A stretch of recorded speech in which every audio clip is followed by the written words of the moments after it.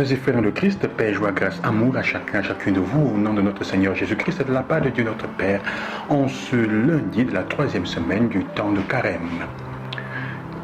Un jour, une femme va chez le marabout et demande au marabout de lui donner une potion pour pouvoir adoucir le cœur de son mari et pour qu'il l'aime davantage parce qu'il était un homme, il était difficile à adoucir, il était comme un lion à la maison.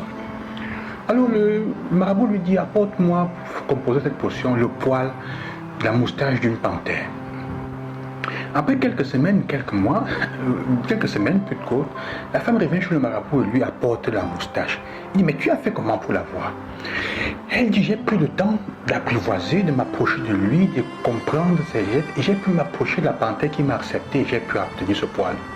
Et le marabout lui dit, madame, si tu as pu faire cela, apprivoiser une panthère, tu peux le faire avec ton mari. Et c'est même bien plus simple avec ton mari qu'avec la panthère. Mais si le marabout avait demandé à la femme directement d'aller apprivoiser son mari, elle aurait probablement insulté le marabout, elle aurait dit, tu penses que je n'ai pas pensé à ça avant? Elle aurait négligé, elle serait allée ailleurs pour chercher des potions plus compliquées.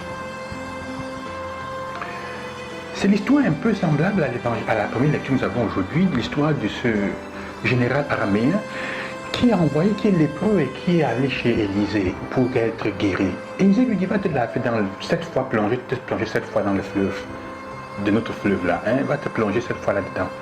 Et dans le Jourdain, il lui dit, mais il y a beaucoup de plus beaux fleuves dans mon pays, très, très beaux et très grands même. Tu me demandes une chose aussi simple, de me plonger là-bas, tu penses que quoi? La chose semble tellement simple qu'il pense qu'il est impossible que ça le guérisse. Alors ses serviteurs lui disent, mais patron, père, si tu avais demandé de faire quelque chose de compliqué, n'aurais-tu pas fait? Il dit, oui, mais ça te coûte quoi de le faire? Sœurs et frères, souvent, les choses les plus simples sont les choses qui rendent notre vie meilleure. Souvent, la solution à nos problèmes est dans la simplicité, à la situation familiale, à nos relations, à notre guérison même physique et spirituelle est dans la relation. Vous savez qu'un simple sourire fait du bien à celui à qui il est donné, mais à toi-même. Parce que sourire produit une hormone qui fait bien au cœur, fait du bien au cœur. Elle te fait éviter. Sourire souvent t'évite d'avoir la crise cardiaque parce que l'hormone produit ce qu'on appelle l'hormone du bonheur. Et en plus qui t'empêche de vieillir rapidement. Il faut de vieillir bien. Donc sourire, un simple geste fait du bien à toute ta personne. À part le fait que tu n'imagines pas combien de muscles sont en jeu quand tu souris. Le sourire que tu offres à quelqu'un le matin change sa vie. Vous savez combien de personnes, même toi-même tu as fait l'expérience, ont leur journée détruite parce que la personne avec qui elles vivent, qui pour elles compte, ne lui a pas présenté un sourire, ne lui a pas dit bonjour, ne lui a pas dit tu es beau, tu es belle. Dites à vos enfants des paroles positives, encouragez-les. Bravo, tu as fait ceci, tu as fait cela, c'est bien. Oh, on va dire tout le temps à un enfant, là, il sait déjà que c'est bien, c'est son devoir de faire ça. Mais dis-le lui, parce que l'enfant grandit avec une auto-estime différente. Vous avez des adultes qui ont des problèmes psychologiques parce qu'ils ont grandi ou elles ont grandi. Ils ont des problèmes d'estime d'eux-mêmes parce qu'on ne leur a jamais dit tu as bien fait. On a créé des personnes malades.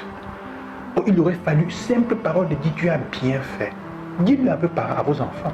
Embrassez-les, donnez-leur une caresse. Ne les giflez pas seulement, donnez-leur une caresse quand ils ont fait quelque chose de bien. Encouragez-les. L'enfant décide une chose qui est belle. Ne dis pas seulement, ah, ton ami, même l'ami à côté fait mieux.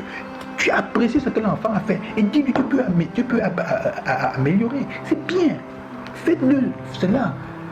Combien de personnes, combien de mariages, combien de femmes ou d'hommes arrêtent de montrer quelque chose d'exceptionnel à leur famille, à leurs familiers, simplement parce que la personne qui est en face ne lui dit pas les choses simples, ou encore les a mis dans un cliché, comme l'évangile nous fera comprendre. Jésus dit, personne n'est prophète chez soi-même.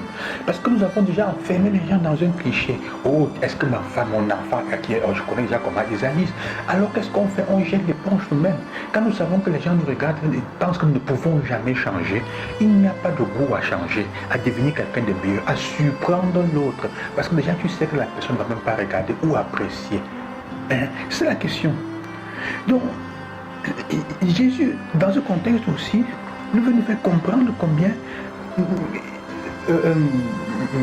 comment dire, il n'est pas facile, ou plutôt il est très facile d'enfermer les gens dans un cliché, dans des habitudes et dans un préjugé qui naît du fait que nous pensons que désormais nous connaissons tout de l'autre, nous connaissons tous les aspects de son caractère, et c'est pourtant cela, cette prétention de connaître, de savoir, d'être des savants de l'autre qui condamne ces personnes à ne jamais plus pouvoir vraiment changer, parce que les premiers à ne pas croire en ces changements, c'est nous-mêmes le psy avec qui nous vivons.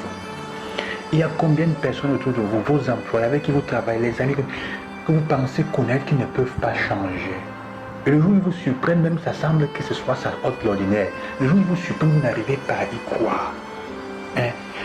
Il y en a combien? On a tué combien de bonnes volontés de personnes dans l'œuf parce que ça semblait être des choses extraordinaires, même des choses simples. Et on y croyait, ça ne semblait pas correspondre au caractère de cette personne. Sœurs et frères, la seconde chose que je dis dans l'évangile, c'est quand il dit la vérité, on veut le tuer. Toi, tu réagis comment quand on te dit la vérité qui ne te plaît pas? Tu veux détruire la personne, tu veux la faire disparaître, capote, tu veux la tuer. Souvent, il y a beaucoup de façons d'éliminer l'autre. Quelle est ta réaction? En ce temps de carême, il s'agit de revoir comment nous réagissons en face de la vérité que l'autre nous dit et quand ça ne nous plaît pas. Et surtout d'apprendre aussi à penser, à donner, quelle est la chose simple que je peux faire pour mes proches, mes amis, mes frères, mes soeurs, ma femme, mon mari, autour de moi, qui puisse rendre notre vie en famille différente. Les choses simples chaque jour. Je disais une caresse, un dit bonjour, quelque chose de simple que tu sais que ça va améliorer la vie. Il faut le demander. Parfois, écoutez, entendre la vérité est une expérience qui fait mal, qui nous détruit. Mais malheur à nous si nous n'avions pas quelqu'un pour nous l'annoncer. Je vous bénis au nom du Seigneur, loué soit Jésus-Christ, à demain et bonne journée.